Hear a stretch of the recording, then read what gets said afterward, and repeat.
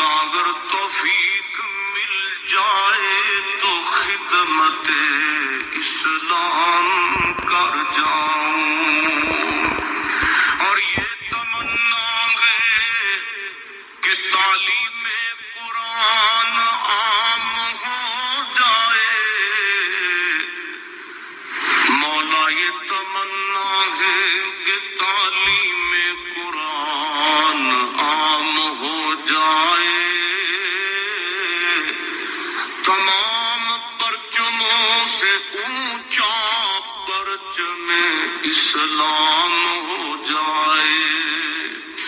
تو رحیم ہے تو کریم ہے،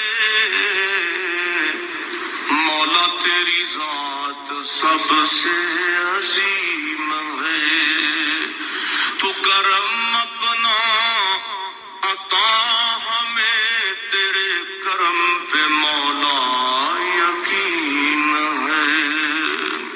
پچھلی قوموں نے ایک ایک جرم کیا، کسی کے اوپر پتھر برسے، کسی کے اوپر خون برسا، کسی کے اوپر ایسا زلزلہ آیا کہ نیچے والی جگہ اوپر اور اوپر والی بستیاں نیچے، لیکن اس امت پر ایسا نہیں ہوگا۔ اللہ کہتا محبوب تیری وجہ سے نہیں ہوگا، ورنہ حضور نے فرمایا کہ یہ امت پچھلی امتوں کے قدموں پر قدم رکھے گی، یہاں تک حضور نے فرمایا کہ اگر کسی شخص نے اپنی ماں کے ساتھ بھی زیادتی کی ہے تو یہ وہ بھی کرے، اور دیکھ رہے ہیں کیا کچھ نہیں ہو رہا، قبروں سے مردے اکھاڑ کر کے ان کی بے حرمتی نہیں کی جا رہی۔ کبھی ایسا بھی ہوا تھا؟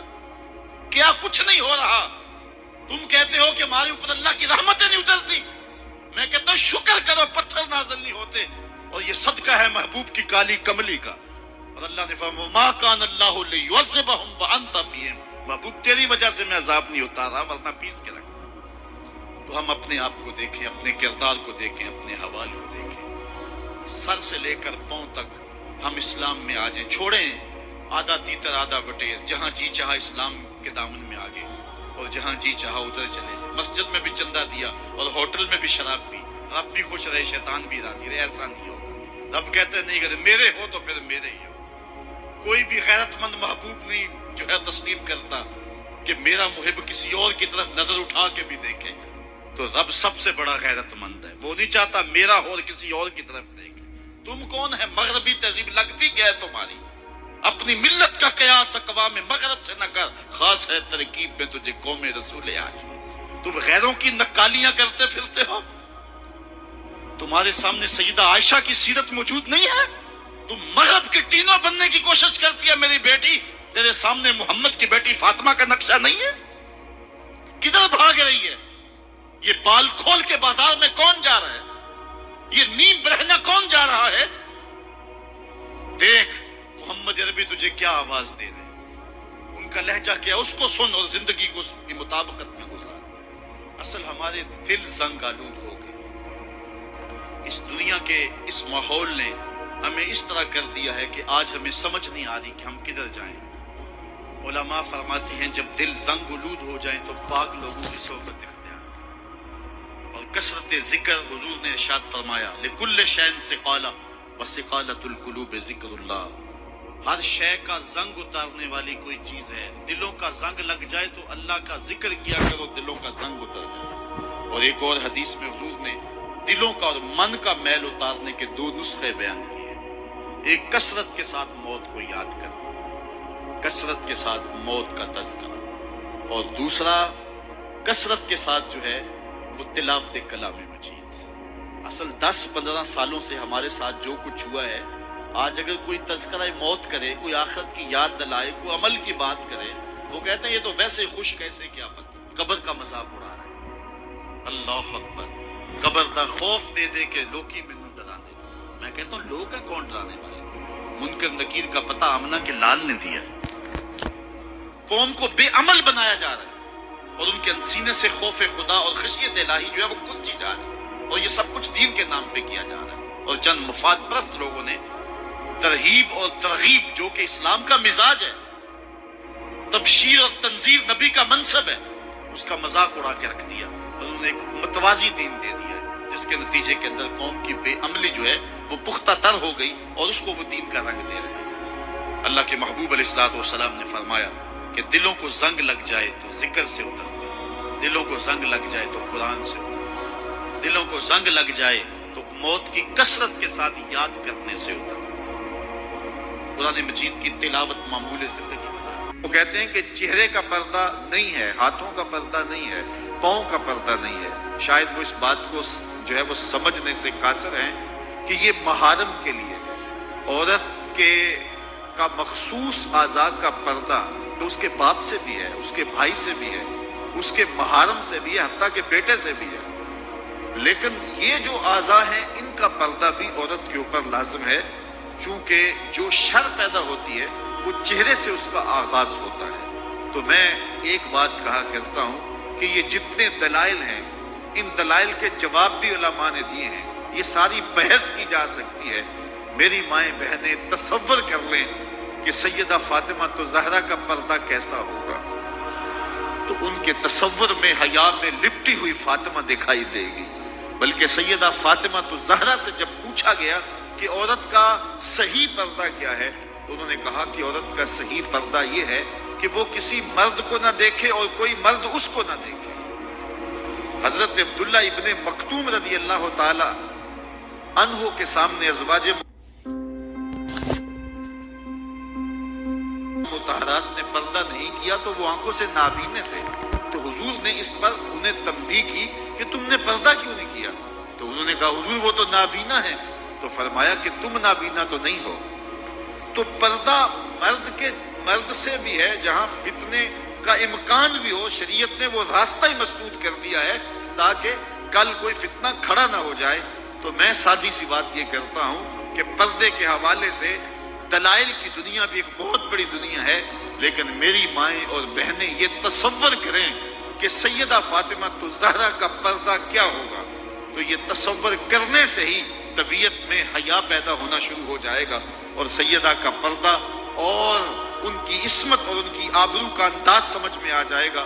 حضرت اسماء بنت امیس رضی اللہ تعالیٰ عنہ فرماتی ہیں کہ میں سیدہ فاطمہ تو زہرا کے پاس بیٹھا کرتی تھی اور انہیں سب سے زیادہ فکر اس بات کی تھی کہ زندگی میں تو عورت اپنے پردے کی حفاظت کر لیتی ہے، لیکن مرنے کے بعد جب پٹڑے پہ چارپائی پہ اسے ڈالا جاتا ہے تو اس کا جسم جو ہے وہ جنبش کرتا ہے اور وہ مختار نہیں ہوتی ہے، تو اعضاء دکھائی بھی دیتے ہیں، اعضاء کی حیت بھی سمجھ میں آتی ہے، تو یہ بڑا مشکل لمحہ ہوگا جو مرنے کے بعد درپیش ہوتا ہے۔ تو فرماتی ہیں کہ میں نے انہیں کہا کہ جب حبشہ کی جانب ہجرت کی تھی تو میں بھی ان لوگوں میں شامل تھی، تو میں نے وہاں حبشہ میں دیکھا ہے کہ چارپائی کے چاروں پایوں کے ساتھ شاخ باندھ دیتے ہیں اور پھر ان کو درمیان میں جوڑ دیتے ہیں اور اس کے اوپر کپڑا ڈال دیتے ہیں اور یہ ایک ڈولی بن جاتی ہے۔ تو کہتی ہیں جب میں یہ بات بتائی تو سیدہ بہت زیادہ خوش ہوئی، کہا یہ تو ایک بہت اچھا طریقہ سمجھ میں آ گیا جس سے مرنے کے بعد بھی عورت کے پردے کی اور اس کے جسم کی حفاظت ہو سکے گی، کسی کی نظر نہیں پڑے گی۔ تو یہ وہ سیدہ ہیں کہ جنہوں نے اپنے پردے کی حفاظت یوں کی کہ غیر مرد نے انہیں نہیں دیکھا، اور پھر مرنے کے بعد بھی ان کے لیے وہ ڈولی تیار کر لی گئی، رات کی تنہائیوں میں ان کا جنازہ پڑا گیا، اور یہ وہ پاک دامن خاتون ہے جن کا آنچل مہر و ماں نے بھی نہیں دیکھا ہے۔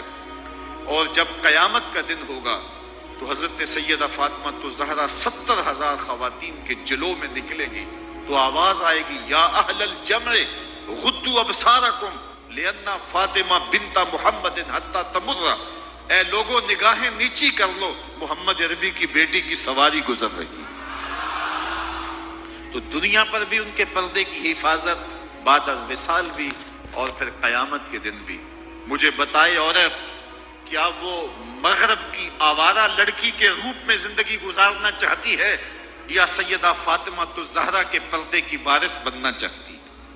وہ سڑکوں پر لہرا کر چلنے میں فخر محسوس کرتی ہے یا کہ وہ اپنے مخصوص پردے میں لپٹ کر کے تقدس معاب انداز میں گھر سے مجبوراً نکلنا پڑے تو نکلنا پسند کرتی ہے؟ کوئی بھی شریف زادی یہ پسند نہیں کرے گی کہ وہ مغرب کی حیا باختہ لڑکیوں کی طرح آوارہ مزاج ہو اور اس کی طرف شہوانی اور بھوکی اور غلیظ اور گندی نظریں اٹھے۔ وہ چاہے گی کہ میں تقدس معاب زندگی گزاروں میری بہن تیرا برقع تیرے لیے قید خانہ نہیں، تیرے برقعے کی ایک ایک سلوٹ تیرے حیا کا پہرا ہے۔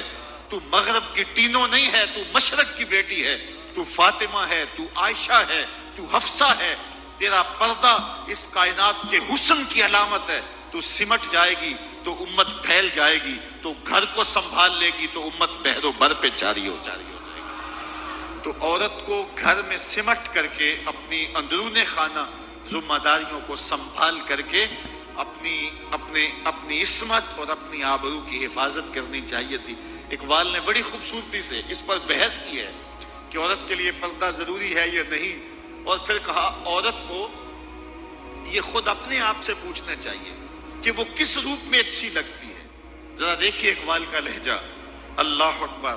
اس راز کو عورت کی حقیقت ہی کرے فاش، مجبور ہے معذور ہے مردانے خرد مند، کیا چیز ہے آرائش و زیبائش میں زیادہ، آزادی نسواں یا زمرد کا گلو بند۔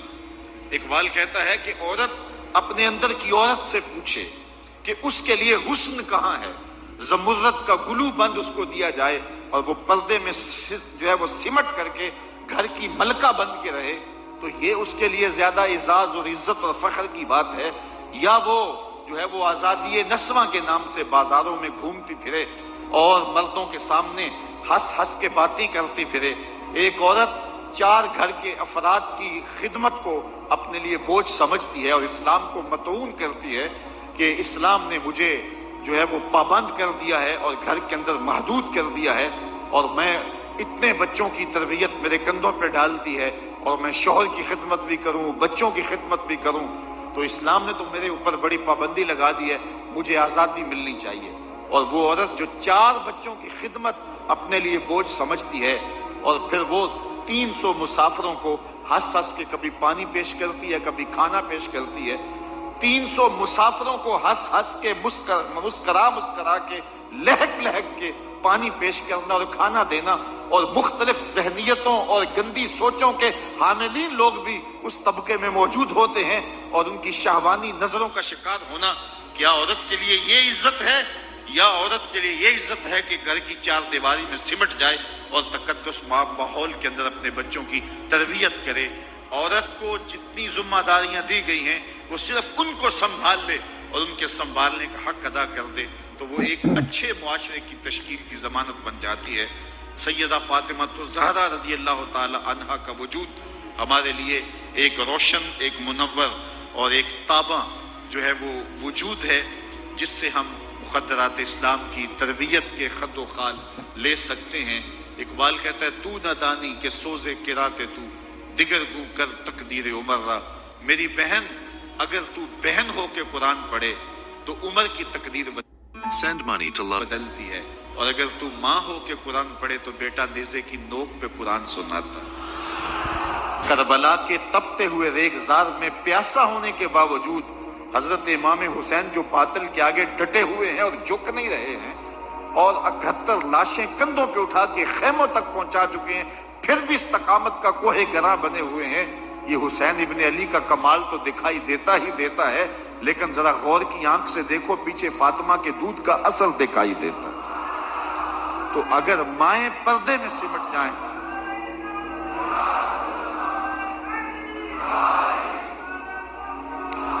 تو یہ حضرت امام حسین کی صورت کے اندر امت کو جو خوبصورت تحفہ دیا، بلکہ یہاں اقبال تو بے خود ہو گیا نا، وہ کہتے ہیں آپے سے باہر ہونے کی کیفیت، کہ عقیدت کا رنگ ایسا چڑھا کہ بس جذبات سے مغلوب ہوا۔ اقبال کہتا ہے کہ رشتہ آئین حق زنجیر پاس فرمانے جناب مصطفیٰ، ورنہ گردے تربتش گردید میں سجدہ برخا کے او پاشید میں۔